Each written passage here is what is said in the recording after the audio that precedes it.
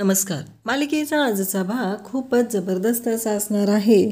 अद्वैत आणि कला दोघंही त्या गावी थांबलेले आहेत. त्यांच्याकडे उत्सव आहे आणि त्या उत्सवामध्ये अद्वैत आणि कला मजा घेत आहेत. दोघंही तो खेळ खेळत आहेत आणि त्यानंतर कलाचा तोल जात असतो. तेव्हा अद्वैत तिला सावरतो आणि म्हणतो, सॉरी, माझ्या लक्षात नव्हतं तुझ्या पायाला लागलेलं आहे ते. आणि त्यानंतर ते दोघंही एकमेकांकडे पाहत असतात आणि त्याचवेळी सगळे तिथं गावकरी जमलेले आहेत आणि तेही कला अद्वैतकडे पाहत आहेत. त्यानंतर आपल्याला पाहायला मिळतं की अद्वैत आणि कला त्यांच्या ज्या हातातल्या जे ते फांदी असते ती खाली पडलेली असते आणि त्या मावशी असतात ती फांदी उचलतात आणि म्हणतात की हे बघ, तुझ्या नवऱ्याच्या हातातली ढाळी, ह्याला बघ किती पानं राहिलेत आणि तुझ्या ह्याला किती राहिलेत बघ. म्हणजे तुझ्या नवऱ्याचं तुझ्यावरती किती प्रेम आहे हे तुझ्या लक्षात आलंच असेल. म्हणजे तुझा गो जो आहे तो तुझ्यावरती सगळ्यात जास्त प्रेम करतोय. तेव्हा मात्र कला आणि अद्वैतला धक्काच बसतो. कारण कला आणि अद्वैतमध्ये कलालाही माहिती आहे आणि अद्वैतलाही माहिती आहे त्यांचं लग्न कोणत्या पद्धतीनं झालेलं आहे. त्यांच्यामध्ये अजूनही प्रेम किंवा दुसरं कोणतंही नातं नाही. ते फक्त आबांनी सांगितले एका गोष्टीसाठी लग्न केलेलं आहे. जगाला दाखवायला नवरा बायको आहेत हे कलाला आणि अद्वैतला दोघांनाही माहिती आहे. पण हे सगळं जेव्हा त्या मावशी सांगत असतात तेव्हा कला आणि अद्वैत दोघंही पाहत असतात. कारण त्यांना माहिती आहे की खरं काय आहे. त्यानंतर आपल्याला पाहायला मिळतं की आता तिथे ताडी आलेली असते आणि सगळेजण ताडी पिण्यासाठी जातात. कला अद्वैत तिथेच थांबलेले असतात. दोघंही म्हणतात की नाही, आम्हाला नको आहे ताडी, कारण आम्ही कधी पिलेली नाही आणि आम्हाला नकोच आहे असं म्हणणं असतं. अद्वैत कलाकडे पाहत असतो. कारण काहीही झालं तरी ही ताडी पिणं त्यांना काही योग्य वाटत नाही. त्याचबरोबर कला आणि अद्वैत जे प्रेम आहे म्हणलेले असतात त्याच्यावरून पण थोडेसे शांतच झालेले असतात.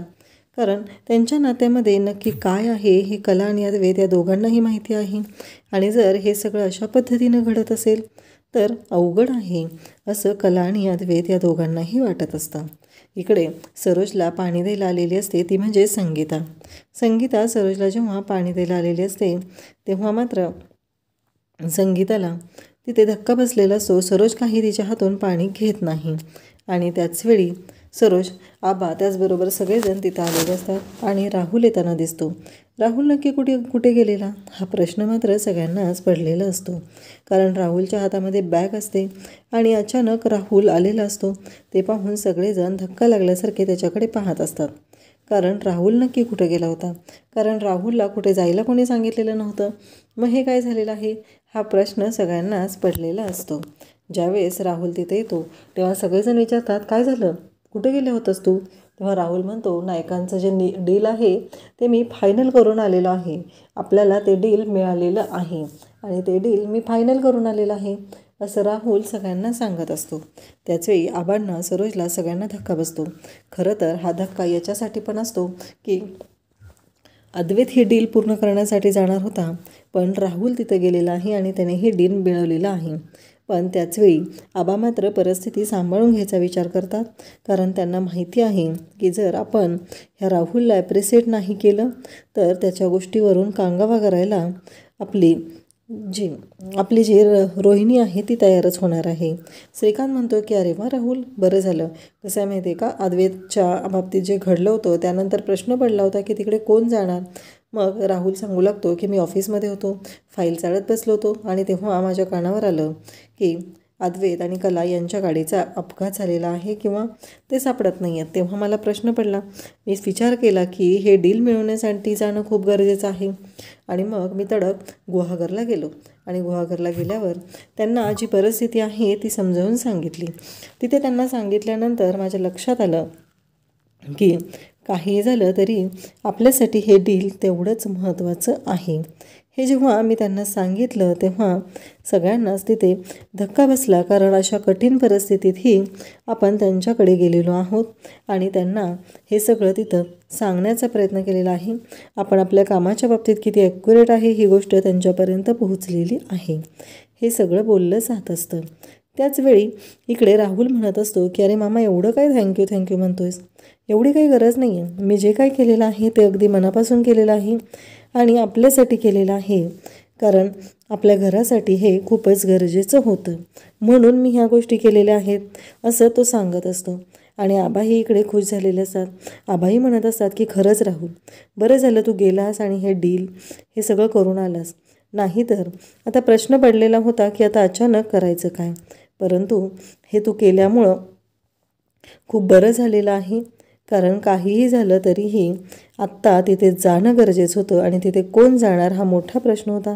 पण तो प्रश्न तू सोडवलेला आहे, असं आबा त्याला बोलत असतात. तेव्हा राहुलचंही कौतुक केलं जातं आणि मग अगदी राहुल म्हणतो की अद्वैतप्रमाणेच मी हे काम करून आलेलो आहे. तेव्हा आबा म्हणतात की हे बघ, अद्वैतप्रमाणे वगैरे काम करण्याची गरज नाही. प्रत्येकाने काम हे आपापल्या पद्धतीनं केलं पाहिजे. मला असं वाटतंय कारण तू अद्वैतप्रमाणे काम केलंस तर ते अद्वैतचं काम होईल. तुझं काम हे तुझ्या पद्धतीनं झालं पाहिजे, असं आबांचं म्हणणं असतं आणि आबा तीच गोष्ट समजून सांगत असतात. त्याचवेळी संगीता तिथं असते. संगीतालाही आनंद झालेला असतो कारण काहीही झालं तरी राहुल पण तिचा जावई आहे. राहुल हा नैनाचा नवरा आहे आणि हे सगळं जे काही झालेलं आहे ते छानच आहे. हा आनंद तिलाही तेवढाच झालेला असतो. त्याचवेळी आपल्याला पाहायला मिळतं की इकडे रोहिणीला मात्र खूप भारी वाटत असतं कारण तिनं जे ठरवलेलं होतं त्या पद्धतीनं गोष्टी झालेल्या होत्या. इकडे अद्वैत आणि कला तिथं उभे असतात आणि सगळेजण म्हणत असतात की आता सगळ्यांनीच ताडी प्यायची आहे. मग अद्वैत आणि कलालाही सगळे फोर्स करू लागतात की ताडी पिलीच पाहिजे. परंतु अद्वैत आणि कला यांचं असं म्हणणं असतं की नाही, नको, आम्ही नाही घेऊ शकत. पण सगळे तिथे एक मुलगी असते आणि ती अद्वैतकडे येते आणि म्हणते की साहेबा, ही ताडी काय चढणार नाही आहे, घ्यायला काही हरकत नाही आहे, असं ती बोलत असते. कला आणि अद्वैत दोघंही नको नको म्हणत असतात. पण सगळ्यांचं असं म्हणणं असतं की थोडंफार तरी घेतलंच पाहिजे, असं म्हणत सगळेजण फोर्स करू लागलेले असतात. ती मुलगी तर अद्वैतच्या हाताला पकडते आणि चला चला म्हणून त्याला घेऊन जाऊ लागते. तिचं असं म्हणणं असतं की थोडी ताडी पिली तर काही चढणार नाही आहे तुम्हाला साहेबा. आणि मग ती अद्वैतला घेऊन जाते आणि अद्वैतला तिथे ताडी प्यायला भाग पडते. अद्वैत कलाकडे पाहत असतो, कला अद्वैतकडे पाहत असते आणि आता कलाला पण तिथे ताडी प्यायला जावं लागत असतं. त्याचवेळी आपल्याला पाहायला मिळतं अद्वैत आणि कला दोघंही ताडी पितात. परंतु त्यांना माहिती नसतं की या सगळ्याचे परिणाम काय होणार आहेत. त्याचबरोबर कला आणि अद्वैत सुरुवातीला थोडं पितात, परंतु सगळे लोक जे आहेत ते फोर्स करू लागतात आणि त्यांना म्हणू लागतात की अजून घ्या, अजून घ्या. आणि मग कला अद्वैत नाही नाही म्हणत असतात, पण त्यांना ती ताडी प्यायला लागते. आता सगळेजण तिथे येतात आणि एक एक जण आपापला ग्लास घेऊन ते ताडी पित असतात. कारण तिथे जणू काय त्या कार्यक्रमामध्ये हे ताडी पिणं कंपल्सरी आहे की काय, अशा पद्धतीनं त्यांचं ते सगळ्यांचं वागणं चाललेलं असतं. सगळे तिथं ताडी पित आहेत, नाचत आहेत आणि कला अद्वैतला पण ते सगळेजण एकमेकांकडे एकमेकांच्या जवळ ढकलत आहेत आणि कला अद्वैत एकत्र यावे यासाठी प्रयत्न करत आहेत. त्याचवेळी आपल्याला पाहायला मिळतं की कला आणि अद्वैत दोघंही खुश झालेले असतात, दोघंही खूप आनंदात असतात. कारण हा जो उत्सव आहे, अशा पद्धतीचा उत्सव अद्वैत कला दोघंही पहिल्यांदाच अनुभवत असतात. कलाकडे थोड्याफार तरी आठवणी असतात गावाकडे राहण्याच्या, पण अद्वैतकडे अजिबात नाही. अद्वैत असं गावाकडे कधी राहिलेला नसतो, त्याला माहितीही नसतं त्याबद्दलच्या कोणत्याही आठवणी त्याच्याकडे नसतात. त्यामुळं त्याला ह्या सर्व गोष्टी खूपच छान वाटत असतात आणि तोही हे सगळं मनापासून एन्जॉय करत असतो. मग इतर वेळी जो नाक फुगून बसणारा चांदेकर जो असतो तो आज मात्र इथे आपल्याला हसताना पाहायला मिळतो. त्यानंतर आपल्याला पाहायला मिळतं की आता सरोज ही कलाच्या फोनवर अद्वैतला फोन लावत असते आणि कला काही फोन उचलत नसते कारण ते दोघंही बाहेर उत्सवामध्ये असतात. कलाचा फोन रूममध्ये असतो आणि अद्वैत आणि कला उत्सवामध्ये तिथे असतात. त्याचवेळी तिथे आलेली असते ती रोहिणी आणि रोहिणी म्हणते की सरोज वहिनी, काय झालं, फोन उचलत नाही आहेत का ते? बरोबर आहे, ती मुलगी कशी आहे तुला माहिती आहे ना चांगलंच, कारण ती कोणत्याही थराला जाऊ शकते आणि काहीही करू शकते. तेव्हा सरोज म्हणते की रोहिणी, काय बोलतेस तू? तेव्हा रोहिणी म्हणू लागते की बघ सरोज वहिनी, म्हणजे मला जे वाटतंय ते मी तुला सांगत आहे. कारण लग्नानंतर ते दोघं पहिल्यांदाच असे बाहेर पडलेले आहेत. याआधी कधी त्यांच्यावर असा बाहेर जाण्याचा प्रसंग आला नव्हता. त्यामुळं मला जे वाटत आहे ना ते मी तुझ्याजवळ बोलत आहे. रोहिणी हे जेव्हा बोलत असते तेव्हा सरोज मात्र तिच्याकडे कान देऊन ऐकत असते, कारण सरोज हलक्या कानाची आहे हे जणू काही रोहिणीला माहितीच असतं. म्हणून प्रत्येक वेळेस आणि अद्वैत आणि कलाच्या बाबतीत येऊन रोहिणी सरोजचे कान भरायचे काम करत असते आणि सरोज मात्र मूर्खासारखी तिच्यावरती विश्वास ठेवतच असते. त्यानंतर आपल्याला पाहायला मिळतं की इकडे ती मुलगी जी आहे ती अद्वैतच्या जवळजवळ येत आहे आणि ते पुन्हा पुन्हा ताडी पित आहेत. कला मात्र अद्वैतला म्हणत आहे की चांदेकर. अद्वैत तिच्याकडे पाहत आहे. सगळे मस्त एन्जॉयमेंट तिथं चालू आहे, प्रत्येकजण आनंदात आहे. ती मुलगी अद्वैतला पुन्हा पुन्हा सांगत आहे की साहेब घ्या ताडी, पण अद्वैत मात्र नाही म्हणत असतो. परंतु आता सगळेजण त्यांना पुन्हा जबरदस्ती करू लागतात की तुम्ही घेतली पाहिजे आणि अद्वैत पुन्हा ताडी घेऊ लागतो.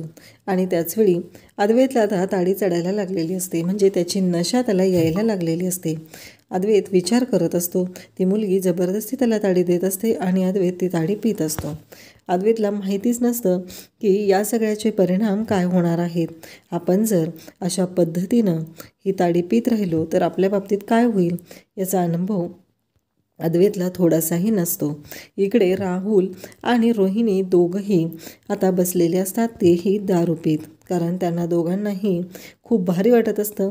रोहिणी म्हणत असते, सगळं अगदी आपल्या म्हणण्याप्रमाणे घडत आहे, परंतु आता मला वेगळ्याच गोष्टीची काळजी वाटत आहे. खरं तर तो अपघात जर झाला असताना तर गोष्टी आपल्या मनाप्रमाणे झाल्या असत्या, असं रोहिणीचं म्हणणं असतं. आणि त्याचबरोबर हे सगळं जेव्हा चालू असतं तेव्हा रोहिणी मात्र त्याला म्हणत असते, ठीक आहे, आज तर आपल्या पद्धतीनं झालं आहे ना, पुढे बघूया. तेव्हा राहुल म्हणतो, ती आहे ना कला, तिला आपण कायमचं संपवायचं आहे, तिला या जगातून, घरातूनच काय या जगातून घालवायचं आहे. मग रोहिणी खूप चिडलेली असते. रोहिणी म्हणत असते की ती सरोजवहिनी, आज ना मला तिचा तडफडणारा जीव पाहून खूप आनंद झाला आहे, कारण सरोजवहिनी जी आहे ती अशा पद्धतीनं वागत होती, तिनं जबरदस्ती या घरातनं माझी हकलपट्टी केलेली होती, माझं लग्न लावून दिलेलं होतं, मला अजिबात ते करायचं नव्हतं. सरोजवहिनी ज्या पद्धतीनं माझ्याशी वागलेली आहे त्या सगळ्याचा मला खूपच राग आलेला आहे, त्रास झालेला आहे, कारण तिने माझं जे अस्तित्व होतं ते सगळं स्वतःकडे काढून घेतलेलं होतं आणि या घरावरती ती राज्य करू लागली. आणि जी कला आहे ना ती सेम तिच्यासारखीच आहे, डिक्टो कार्बन कॉपी आहे, त्यामुळं तिला आता पुन्हा आपल्यावर राज्य करू द्यायचं नाही. या सरोजवहिनीची वाट लावायची आहे. तेव्हा राहुल म्हणतो की मग सरोज मामीबद्दल इतका राग आहे तुझ्या मनात? तेव्हा रोहिणी सांगते की हो, आणि काहीही झालं तरी आता शांत राहायचं नाही. इकडे कला आणि अद्वैत पुन्हा ताडी पित असतात. एक एक घोट करून 1 2 3 साडेमाडे 3 असं म्हणत ते एक एक घोट अशी ताडी पित असतात. म्हणजे त्या दोघांनाही ताडी चांगलीच त्याची नशा चढलेली असते आणि ते दोघंही त्या गोष्टीचा आनंद घेत असतात, आस्वाद घेत असतात. आणि त्याचवेळी आपल्याला पाहायला मिळतं की ह्या सर्व गोष्टी जेव्हा चालू असतात तेव्हा मात्र इथे सगळ्यांनाच आता धक्का बसलेला असतो. कला अद्वैत मात्र एकमेकांच्या मध्ये गुंतून गेलेले असतात. त्यांना ह्या गोष्टीचं भानच नसतं की आता त्यांच्यामध्ये ती नशा चढत चाललेली असते आणि ते ताडी पिणं काही थांबवत नसतात. त्यांना ती ताडी प्यायला जणू काही आनंदच होत आहे, अशा पद्धतीनं त्यांचं वागणं चाललेलं असतं. त्याचवेळी आपल्याला पाहायला मिळतं की कला म्हणत असते की आता 3 नाही म्हणायचं. तेव्हा अद्वैत म्हणत असतो, मग काय म्हणायचं आता? तेव्हा कलाचं असं म्हणणं असतं की नाही, आता 3 अजिबात म्हणायचं नाही, असं म्हणत कला अद्वैतला सांगत असते. आणि अद्वैतला म्हणत असते, जर आता 3 म्हणलात तर नाही चालणार. तिचा हाच हट्ट असतो. आणि मग ते म्हणतात की साडेमाडे 4 असं म्हणत ते पुन्हा एक एक घोट घेत असतात. कला आणि अद्वैत दोघंही मस्त मजेत एन्जॉयमेंट त्यांची चालू असते. आणि इकडे सरोज मात्र फोनवर फोन लावत असते, परंतु कला काही फोन उचलत नाही. तेवढ्यात ती मुलगी तिथे येते जी अद्वैतला ताडी पाजत होती. ती म्हणते की साहेबा अजून थोडीशी.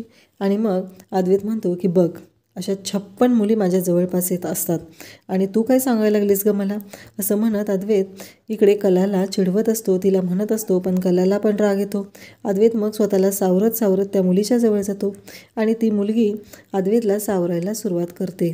आणि अद्वैत त्या मुलीच्या जणू काही मिठीतच जाऊन पडलेला असतो. त्यामुळं कलाला मात्र जास्त राग आलेला असतो. कला रागानेच त्याच्याकडे पाहत असते आणि कला म्हणत असते की काय चांदेकर, असं म्हणतच तिनं म्हणत असते की एक गोष्ट लक्षात ठेवायची, लग्नाच्या बायकोला नाही सांगायचं की अशा 56 मुली मी पटवलेल्या आहेत, असं कला अद्वैतला सांगत असते. कारण लग्नाची बायको ही लग्नाची बायको असते, ही त्याला वारंवार सांगत असते. त्याचबरोबर कलाचं जे म्हणणं असतं ती कला अद्वैतला सांगत असते आणि त्याला म्हणत असते की मला पुन्हा पुन्हा नाही सांगायचं. त्याचवेळी आपल्याला पाहायला मिळतं अद्वैत त्या मुलीच्या जवळ गेलेला असतो. कला हे सर्व पाहत असते. तिला राग येतो आणि ती डायरेक्टली येऊन अद्वैतची कॉलर पकडते. अद्वैत मात्र पाहतच राहतो, कारण अद्वैतला विचार पडलेला असतो की हे सगळं काय होतंय.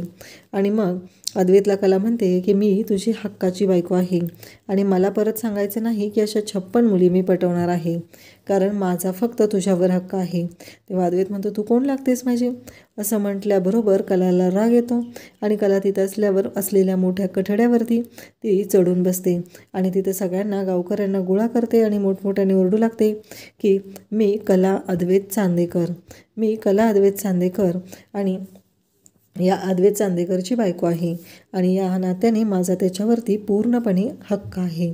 हे सगळं तिचं बोलणं चालू असतं आणि त्याचबरोबर आपल्याला पाहायला मिळतं की तिने जणू काही इकडे अद्वैतची कॉलर पकडलेली असते आणि अद्वैतला म्हणत असते की चांदेकर, हे मी अजिबात खपवून घेणार नाही, असं म्हणत तिनं अद्वैतला जवळ घेतलेलं असतं. अद्वैतला स्वतःच्या जवळ खेचत असते आणि त्याच्याशी बोलत असते. त्याचवेळी आपल्याला पाहायला मिळतं की कला आणि अद्वैत एकमेकांच्या जवळ येऊ लागलेले असतात. ते दोघंजण आता भान हरपून गेलेले असतात. अद्वैत आणि कला या दोघांच्याही लक्षात नसतं की आणखी आपण किती पुढे चाललेलो आहोत आणि त्याचबरोबर अद्वैत कलाकडे पाहत आहे, कला अद्वैतकडे पाहत आहे. त्यांच्या डोळ्यांमध्ये एक वेगळीच नशा दिसत आहे आणि दोघंही एकमेकांकडे पाहत आहेत. त्यानंतर उद्याच्या भागामध्ये आपल्याला पाहायला मिळतं अद्वैत आणि कला त्यांची जी रूम आहे त्या रूममध्ये आलेले आहेत आणि दोघंही नशेमध्ये वेगवेगळे काहीही बडबडत आहेत, काहीही बोलत आहेत. त्यांना त्या गोष्टी कळतच नाहीत की आपण नक्की काय बोलत आहोत.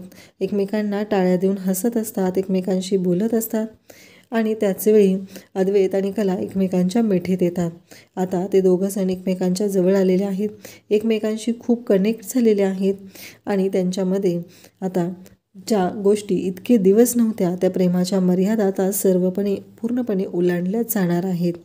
अद्वैत आणि कला एकमेकांच्या जवळ आलेले असतात आणि त्या दोघांचंही एकमेकांना भान नसतं, कारण ते दोघंही एकमेकांकडे त्या नशेमध्ये पाहत असतात आणि कला अद्वैतला कळतच नसतं की हे सगळं काय होत आहे. आणि अद्वैत कलाकडे पाहतो, तिला त्याला तिचा तो स्पर्श हवासा वाटतो, त्याचा तोल जात असतो आणि त्याचवेळी तो कलाचा हात पकडतो आणि तसा तो बेडवरती पडलेला असतो आणि त्या क्षणी त्याच्या शेजारी कलाही झोपलेली असते. दुसऱ्या दिवशी सकाळपर्यंत दोघंही एकमेकांच्या मिठीत शांत असे तिथे विसावलेले असतात आणि त्याचवेळी नेमकं घडतं असं का इकडे अद्वैत फोन उचलत नाही या काळजीने आणि त्या रोहिणीने कान भरल्यामुळं सरोज ही सोहमला घेऊन त्या गावी पोहोचलेली असते आणि तिथे आल्यानंतर आता ती जेव्हा अद्वैत आणि कलाच्या रूमकडे येते, रूमचा दरवाजा ढकलते आणि पाहते तर काय, तिला धक्का बसलेला असतो. कला आणि अद्वैत एकमेकांच्या मिठीत असतात आणि त्याचवेळी तिला असं वाटत असतं म्हणजे काहीही झालं तरीही हे सगळं तिनं जे पाहिलेलं असतं दृश्य, त्यामुळं तिला त्या गोष्टीची भीती वाटत असते, कारण तिला कधी असं वाटलंच नव्हतं की अद्वैत आणि कला दोघंही एकमेकांच्या जवळ अशा पद्धतीनं असतील. आणि ती जेव्हा पाहते तेव्हा तिला धक्का बसतो आणि ती जोरात किंचाळते, अद्वैत असं म्हणून ती जोरात किंचाळते आणि अद्वैत आणि कला जागे होतात. त्या क्षणी त्यांनाही कळायचं बंद झालेलं असतं. सरोज तिथं आलेली आहे आणि सरोजने हे सगळं पाहिल्यामुळं आता तिला खूप मोठा धक्का बसलेला आहे. आता ताडीच्या नशेत अद्वैत आणि कला यांच्या बाबतीत काय घडलेलं आहे हे आपल्याला पुढे पाहायला मिळणार आहे. अशाच अपडेटसाठी चॅनलला सबस्क्राईब करा. थँक्यू.